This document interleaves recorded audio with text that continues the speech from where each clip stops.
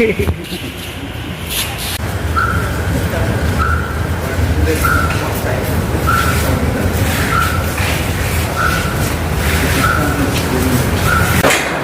Colleagues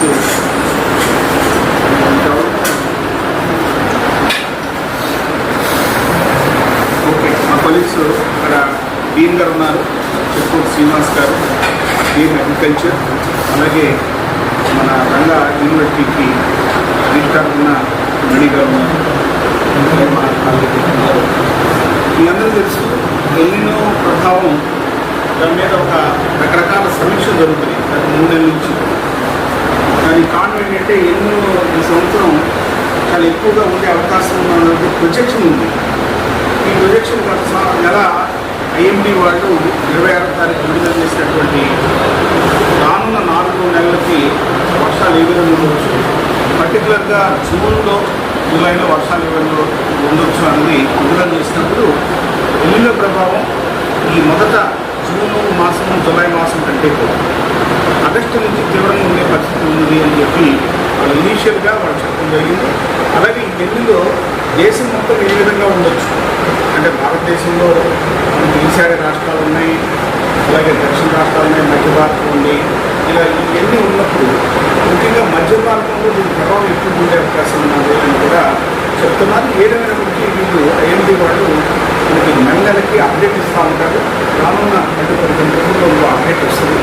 అది వచ్చినప్పుడు దీని మీద ఈ ఎల్నినో ప్రభావం ఖచ్చితంగా ఏ ప్రాంతం మీద ఎంత ఉండొచ్చు ఏంటంటే మనకి మైన్యూట్ లెవెల్లో డిస్ట్రిక్ట్ నుంచి మండలం మీదకి మండలంలో ఏ మండలాలు ఎఫెక్ట్ అవుతాయి అని తెలిసినప్పుడు దాని యాక్షన్ ప్లాన్ కార్యాచరణ కూడా మనకు పర్ఫెక్ట్ ఉండే అవకాశం ఉంది. ఉదాహరణకి ప్రస్తుతం ఉన్నటువంటి మన ఇనీషియల్ డేటా బట్టి మన ఆంధ్రప్రదేశ్కి ఎల్నినో ప్రభావం అంతగా ఉండదు. అండ్ ప్రస్తుతం ఉన్నటువంటి మనకి ఐఓడి పాజిటివ్ ఉంది కాబట్టి అంతగా ఉండదన్నది సూచన. కానీ ఇది రానున్న కాలంలో ఇంకా క్లారిటీ వచ్చే అవకాశం ఉంది. అంతటా ఉండకపోయినప్పటికీ కొన్ని ప్రాంతాల్లో ఎల్నినో ప్రభావం ఎక్కువగా ఉండొచ్చు. అంటే కొన్ని మండలాల్లో వర్షపాతం 20% కంటే తక్కువగా ఉండే అవకాశం ఉన్నప్పుడు ఆ మండలాలు డ్రౌట్ హిట్ మండలాలుగా మనకి ఉంటాయి. అప్పుడు వ్యవసాయం దెబ్బతినే అవకాశం ఉంది. కాబట్టి మనం రానున్న 10-15 రోజులు ఇంకా క్లారిటీ ఏ మండలాల్లో ఈ వర్షాభావ పరిస్థితులు తీవ్రంగా ఉంటాయి. ఆ తీవ్రంగా ఉన్నప్పుడు మన పంట సంఘం మార్పులు కానీ యాక్షన్ ప్లాన్ కానీ మనం ఆ ప్రత్యేకంగా వర్షాభావ పరిస్థితులు ఎక్కువ ఉన్న మండలాలు ఏ విధంగా చేయాలని కూడా మనం ప్లాన్ చేస్తున్నాం. ఇది కాకుండా ప్రస్తుతానికి ఉన్నటువంటి లభ్య డేటా ఆధారంగా ఏ జిల్లాలకి ఏ పంటలకు సడన్గా మార్పు చేయాలి అనేది ఒక డిస్ట్రిక్ట్ లెవెల్లో ఆచార్య ఎన్జీ రంగా వ్యవసాయం గత వారం మేము ఒక వర్క్షాప్ పెట్టుకుని ఇక్కడ అటు జాతీయ స్థాయిలో ఉన్న సైంటిస్టుల్ని, అలాగే వ్యవసాయ శాఖ అధికారులని, యూనివర్సిటీలో సైంటిస్టుల్ని, ఇతర నిపుణుల్ని అందరినీ పెట్టుకుని ఒక యాక్షన్ ప్లాన్ చేయడం జరిగింది. దాని ఆధారంగా ప్రస్తుతానికి మనం కొంత అంటే ఇప్పుడు ఒక 10-15 రోజుల్లో అంటే ఇప్పుడు మాన్సూన్ కొంచెం ఆలస్యం అవుతుంది. ఈసారి దాదాపు 13-14 తర్వాతే మన రాష్ట్రానికి ఈ ఋతుపవనాలు తాకే అవకాశం ఉంది. అది ఇవన్నీ కూడా ఎన్నో ప్రభావాలు భాగంగా చెప్పుకోవచ్చు. ఎందుకంటే ఒక్కసారిగా ఉష్ణోగ్రతలు పెరగటం, అలాగే ఉడుకు వాతావరణం ఉండటం, వడగాలు రావడం అన్నది జూన్ అయిన తర్వాత సహజంగా అంతగా ఉండదు. కానీ ఈ సంవత్సరం మనం చూస్తున్నామంటే ఎన్నో తీవ్రత గట్టిగానే కనబడేస్తుంది. ఇంకోటి ఏంటంటే వర్షాలు దాదాపుగా 90% పడే అవకాశం ఉంది. అంటే ఒక 10% వర్షాలు తక్కువ పడతాయి అన్నది ప్రొజెక్షన్. ఈ 10% వర్షాలు తక్కువ పడినప్పుడు యావరేజ్ మీద చూస్తారే కానీ కొన్ని ప్రాంతాల్లో వర్షాలు ఎక్కువ పడవచ్చు, కొన్ని ప్రాంతాల్లో బాగా తక్కువ పడవచ్చు, కొన్ని ప్రాంతాల్లో దీర్ఘకాలం వర్షాలు పడకుండా గ్యాప్ ఎక్కువ ఉండొచ్చు. ఇవన్నీ చాలా అంశాలు ఈ మన పంటల సరళిని దెబ్బతీసే అవకాశం ఉంటుంది. కాబట్టి దీని మీద ఒక మైన్యూట్ లెవెల్లో విశ్లేషించి రానున్న వారం 10-15 రోజుల్లో ఆచార్య ఎన్జీ రంగా వ్యవసాయ విజ్ఞానం శాస్త్రవేత్తలు, ఇతర శాస్త్రవేత్తల సహకారంతో వాటిన్న అనుభవాలతో మేము ఒక action plan, mandal wise action plan త్వరలోనే 10-15 రోజులు తీసుకొస్తాం. డిస్ట్రిక్ట్ యాక్షన్ ప్లాన్ ఇచ్చాం. డిస్ట్రిక్ట్ యాక్షన్ ప్లాన్ మన అగ్రికల్చర్ మినిస్టర్ గారు ఇక్కడ చూపిస్తాం. వారు అప్రిషియేట్ చేశారు. దాన్ని ఇంకా ఆయన మైన్యూట్ లెవెల్లో మీరు వెళ్ళండి అన్నప్పుడు తప్పనిసరిగా దాన్ని సర్చ్ చేసి దాన్ని వ్యవసాయ శాఖ ఇస్తాం.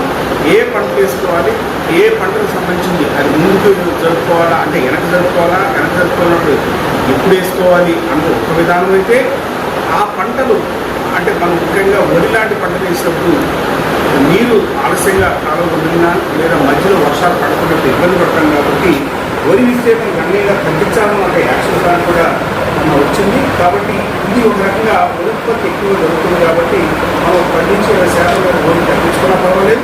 ఆ తగ్గించుకున్నటువంటి ప్రాంతానికి ఏ ప్రత్యామ్నాయ పంట వేయాలని కూడా ఒక సమీక్ష పాల్గొనడం మేము ఇస్తున్నాం.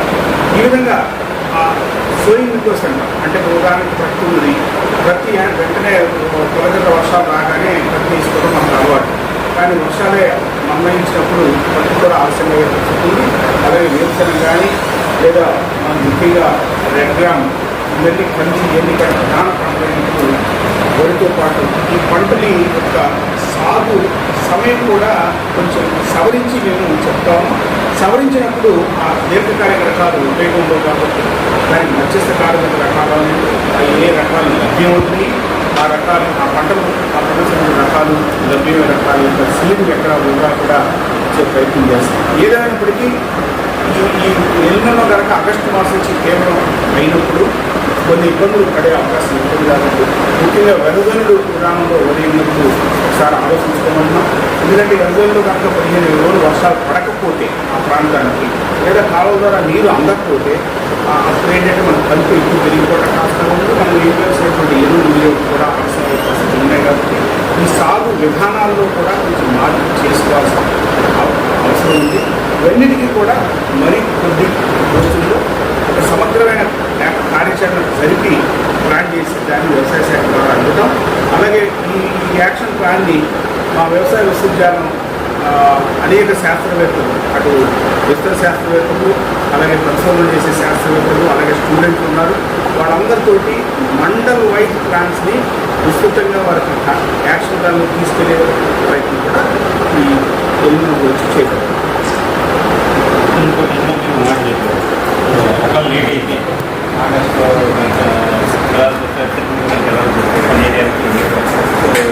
దీర్ఘకాలిక రకాలు కాకుండా మధ్యకాలిక రకాలు అయితే ఎక్కువ ప్రాంతం కనుక ఎలా చూస్తే ల్యాండ్ ఎక్కువ ప్రాంతం అయితే సో మనకు ఆ టయానికి విత్తనం అంటే విత్తనం అందుబాటు సప్లై చేయగలం. అది ఉన్నదంటే అందుకే మనం ఒక సిఫార్సు చేసినప్పుడు ఆ విత్తనం యొక్క లభ్యత చాలా గుర్తుపెట్టి చేయాలి. ఏదో థియరిటికల్గా మీరందరూ వెళ్ళిపోతుంటే కాదు. కానీ ఒక సూచన ఏంటంటే మనకి నాగార్జున సాగర్ అంటే ఇది రాయకండి నాగార్జున సాగర్ రైట్ కెనాల్ అనకండి. రైట్ కెనాల్ కమాండ్ ఏరియాలో సహజంగా వరి ఆలస్యం ఉంటుంది. ఈ ముందు కదా పైన మార్చలేదు. అదేంటంటే కొంచెము మొదట్లో ఒక మాదిరి వర్షాలు పడితే కంది పత్తి లాంటి పంటలు ఎక్కువ వెళ్తారు. అంతే కదా. అక్కడ ఏంటంటే గతంలో కూడా మన కాలువలు విడుదల లేట్ అయినప్పుడు అక్కడ వరిని మనం డిస్ప్లే చేసిన సంవత్సరాలు ఉన్నాయి. అది నాగార్జున సాగర్ రైట్ కెనాల్ అవ్వచ్చు, నాగార్జున సాగర్ లెఫ్ట్ కెనాల్ అవ్వచ్చు, కృష్ణా జిల్లాలో గుంటూరు జిల్లాలో.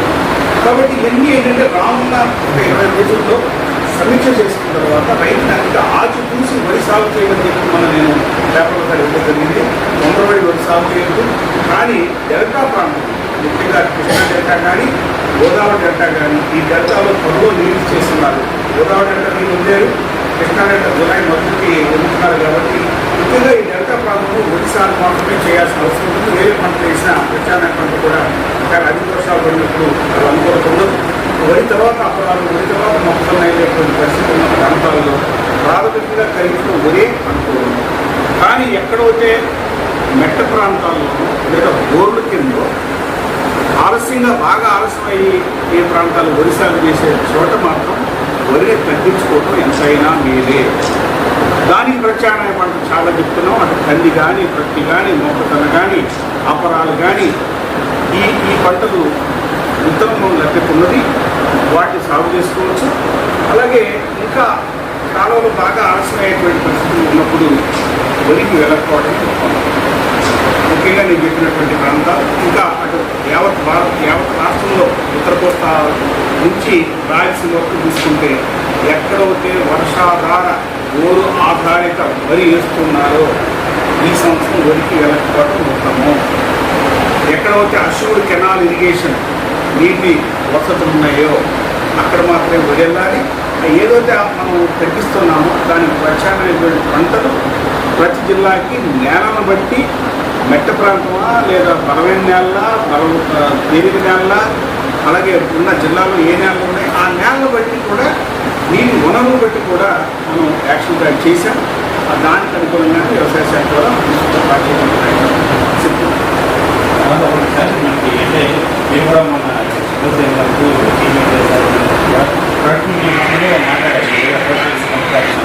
అవసరం ఉందని చెప్పి అంటే మెరుగుతో పోల్చుకుంటే వ్యాధంతో పోల్చుకున్నా కూడా మనం వరి తక్కువ ఉన్నాము కలదేశారు. సో మన విశ్వవిద్యాలయం నుంచి అంటే వంగడాలు వస్తున్నాయి, మీరు కూడా మంచి మంచి వంగడాలు ఇక్కడ మీ నేతృత్వంలో మాట్లాడించుకుంటుంది. సో అసలు పరిస్థితికి అనుగుణంగా అంటే వాతావరణ మార్పు అత్యంత వ్యవసాయం. సో ఈ వాతావరణ మార్పుని తట్టుకొని పెట్ట పరిస్థితులు తట్టుకొని అధిక దిగుబడి ఇచ్చే వంగడాల మీద ఎక్కువ దృష్టి పెట్టాలి. తప్పనిసరిగా అండి. ఇప్పుడు మనం ఎప్పుడైనా దిగుబడి అంటే సరాసరి దిగుబడి మాట్లాడుతాం. ఉదాహరణ ఉత్తర కోస్తా జిల్లాలో సరాసరి దిగుబడి 4 టన్నులు హెక్టేర్, 4-4.5 టన్నులు. అదే గుంటూరు జిల్లాలో వచ్చినట్టయితే సరాసరి దిగుబడి సాగులో 6 టన్నులు. అనేది ఈ సరాసరి వచ్చినప్పుడు ఇతర దేశాలతో పోలితే తక్కువ ఉన్నాము, కానీ మనం తక్కువ దిగుబడి ఇచ్చేటువంటి వరి ప్రాంతాలని మనం విస్తరించేసి అధిక దిగుబడి ఇచ్చేటువంటి మన గుంటూరు కానీ, కృష్ణా కానీ, ఉభయ గోదావరి జిల్లాలు కానీ, నెల్లూరు కానీ ఈ ప్రాంతాల్లో అధిక దిగుబడి వస్తాయి. అవి ప్రపంచంలో వరి దిగుబడితోటి బాక్స్ దగ్గరలో ఉంటుంది. ఎప్పుడైతే మనం అన్ని కలగలు వేసి సరాసరి మొత్తం తగ్గుతున్నామో దిగుబడి. కాబట్టి దిగుబడి ఎక్కడైతే తగ్గుతుంది అన్ప్రొడక్టివ్ ఏరియాస్, లెస్ ప్రొడక్టివ్ ఏరియాస్ని వరి తగ్గించాలంటే మనం చూస్తాం. కాబట్టి అంటే మనం డీటెయిల్ దిగుబడి వస్తున్నాయంటే మనం డీటెయిల్ వరి వంగా ఉన్నట్టే కదా. ఈరోజు అరటి ఉత్పత్తి నాటి వెళ్ళినప్పుడు మనకి 2 పుట్లు పడితే అప్పుడు చాలా గొప్ప. 2 పుట్లు అంటే 8 బస్తాలు. ఈరోజు సాల్వాలో అత్యధికంగా 2.5 పుట్లు పండే వాళ్ళు ఉన్నారు. 5 పుట్లు పండించే రైతాంగం ఉన్నారు. దాళాలు తీస్తే 6 పుట్లు పండించే రైతాంగం ఉన్నారు. అంటే ద్విగుణీకృత దిగుబడి కాదు, త్రిగుణీకృత దిగుబడి సాధించిన వరి వంగడాలు మనకి ఉన్నాయి. ఆ వరి వంగడాలకు మెరుగైన యాజమాన్య పద్ధతులు అవలంబించే రైతాంగం మనం ఉన్నారు. మన దిగుబడి పరంగా వరి ఎక్కడ తక్కువ లేవండి. వరి ఎక్కువ కొట్టుకుంటున్నాం ఈరోజు. వరి ఎక్కువ అవడం సమస్య, దిగుబడి తగ్గడం కాదు. కాబట్టి ఈ వరి విస్తీర్ణాన్ని గణనీయంగా తగ్గించాలి. గత 4-3 సంవత్సరాల క్రితం దేశం మొత్తం మీద వరి విస్తీర్ణం 44 మిలియన్ హెక్టేర్లు అవుతే ఈరోజు 52 మిలియన్ హెక్టేర్లు. దీని దిగుబడి గతంలో 122 మిలియన్ టన్నులు ఉంటే ఈరోజు 150 మిలియన్ టన్నులు. కాబట్టి ఇప్పటికప్పుడుగా పెరిగినటువంటి వరి ఉత్పత్తి, ఉత్పాదకత, వాతావరణ పరిస్థితులు, వేరైన దిగుబడి రకాలు, అలాగే యాజమాన్య పద్ధతులు అవలంబించడం సాధ్యమైంది. కాబట్టి వరి ఉత్పత్తిలో యావరేజ్ తీసుకుంటే కొన్ని ప్రాంతాలు తక్కువ ఉన్నాం. కానీ మన రాష్ట్రం తీసుకుంటే ఈరోజు పంజాబ్ కంటే నేషనల్ యావరేజ్ ఆంధ్రప్రదేశ్ ఎక్కువ. వరి ఈరోజు మనం 24 లక్షల హెక్టేర్లు వరి చేస్తున్నాం.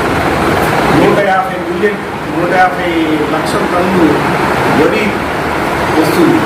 అంటే వడ్లు అది దాదాపుగా తీసుకుంటే మనకి 150 లక్షల టన్నులు వరి.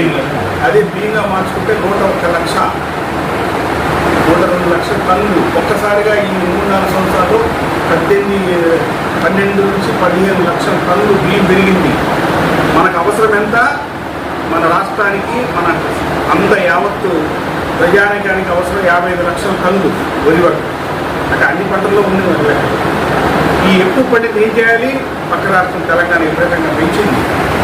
మనం పెంచుకుంటా పోతే ఏం చేయాలి? ధాన్యం మీద ఈ పెరిగిన ధాన్యం మీద కొనుగోలు భారం గవర్నమెంట్ మీద పడినప్పుడు రైతేమో పండించినప్పుడు తప్పనిసరిగా ఇచ్చుకోవాలి. కాబట్టి దానికి ఒక యాక్షన్ ప్లాన్ కూడా ప్రభుత్వ పరంగా చేస్తున్నాం. ఏ రకాలు ఏ ప్రాంతాన్ని పండించాలి, మనం తర్వాత సార్వాలో ఏ ప్రాంతానికి ఏ రకాలు సన్న రకాలు అవసరం ఎక్కువ ఉంది, దానికి యాక్షన్ ప్లాన్ చేస్తూ దాళ్వాలో వరి విస్తీర్ణం తగ్గిస్తూ దాని ప్రచారాన్ని పండించుతూ దాళ్వాలో పండినటువంటి వరిని మన తిండికి అంతగా ఉపయోగపడుతుంది. కాబట్టి దాన్ని ఎక్స్పోర్ట్ ఓరియంటెడ్గా చేయాలంటే ఆ గుణగణాలు గల రకాలని ప్రమోట్ చేయాలి. ఆ పనిలోనే ఉంది. అలాగే ఖరీఫ్ సీజన్ ఒక 3-4 లక్షల హెక్టేర్లు తగ్గించాలి. హెక్టేర్లు అంటే 20 లక్షల హెక్టేర్లు సార్ సుమారు కాదే అంత మార్పు కనబడుతుంది సార్.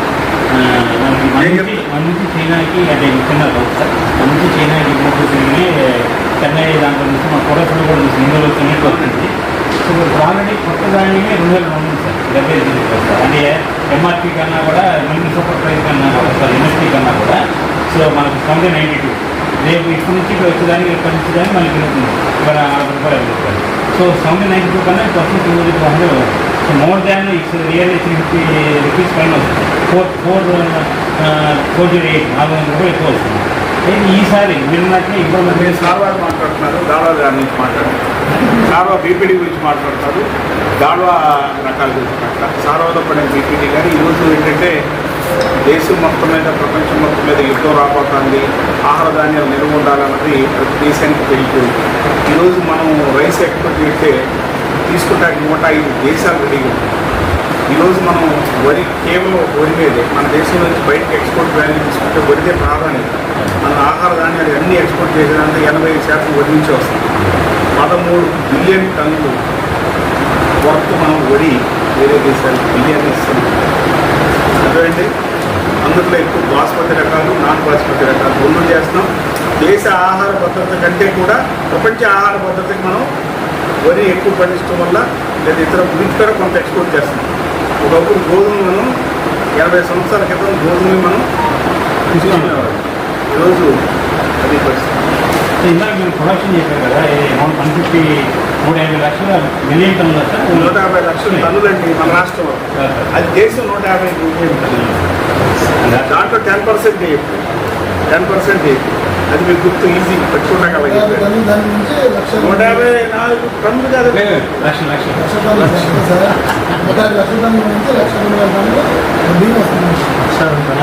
మళ్ళీ సబ్జెక్ట్ 150 నుంచి 101 లక్ష టన్నులు. 102 వేసుకోండి సుమారు. ఒక అటు ఇటు మారుతుంది. 64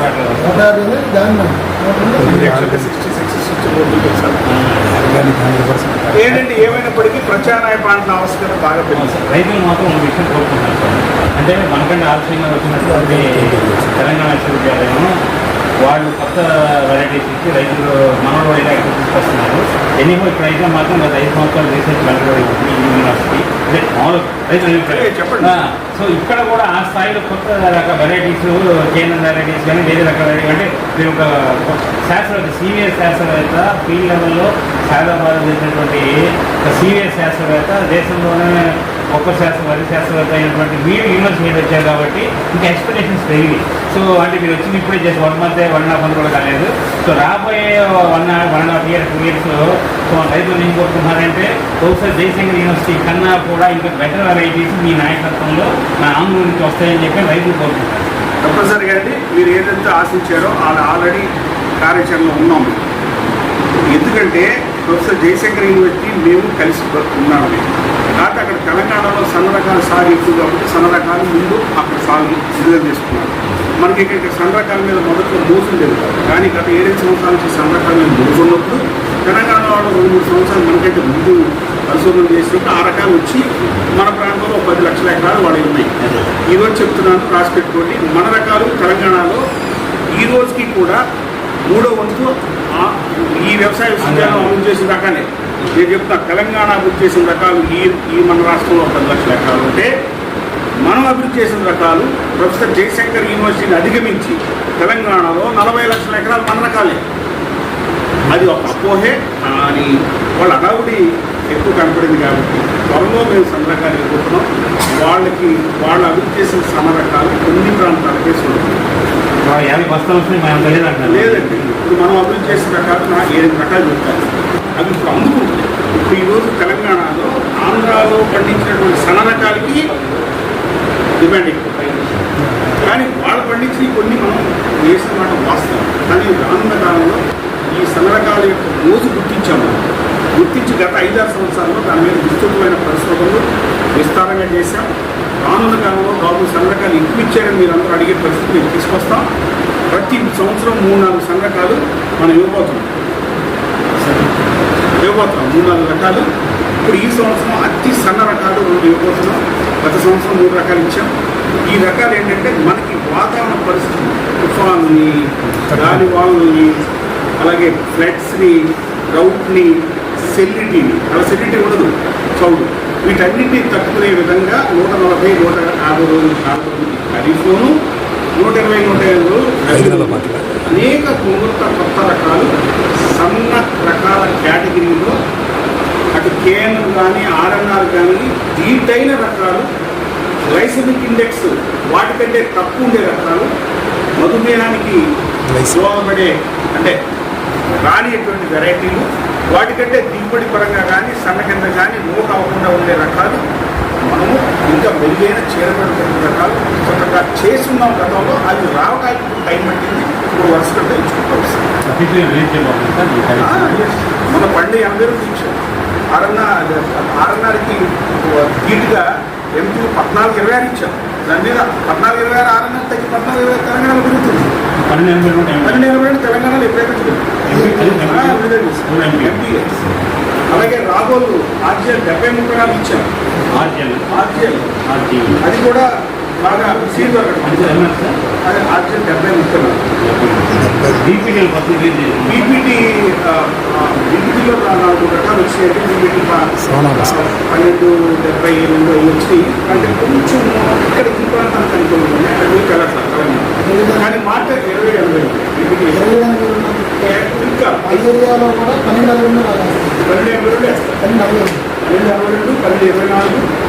అయితే చెప్పలేదు 12-24 విస్తృతంగా వేస్తున్నారు.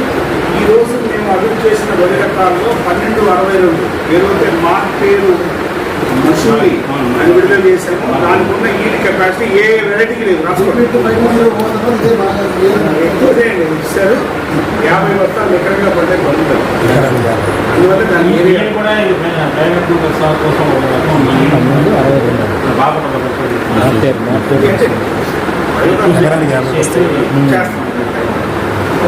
వస్తే అక్కడ అలాగే రెడ్ రైస్ అని బ్లాక్ రైస్ అని రకాలు ఇచ్చాం కొద్ది వేల సాగు చేస్తున్నారని విస్తృత ఏదైనప్పటికీ మనకి దానిలో పడే పంట ఎక్స్పోర్ట్ అనుకూలంగా చేసుకోకపోతే అది మనకి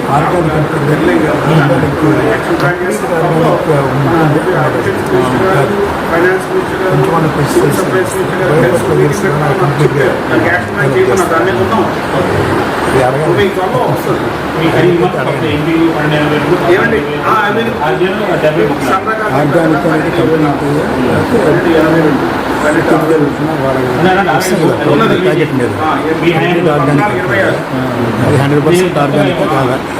అలాగే అయిపోయింది ఆర్జీఎల్ 70-30 విస్తృత ప్రాచుర్యంలోకి వెళ్తున్నాయి. ఇంకా కొత్త రకాలుగా 14-62 అలాగే ఆర్జీఎల్ 70-60 ఈ 2 రకాలు నీటి కోసం వేస్తున్నాము. అత్యంత సన్న రకాలు 14-62 లక్కీగా 62 వచ్చింది అది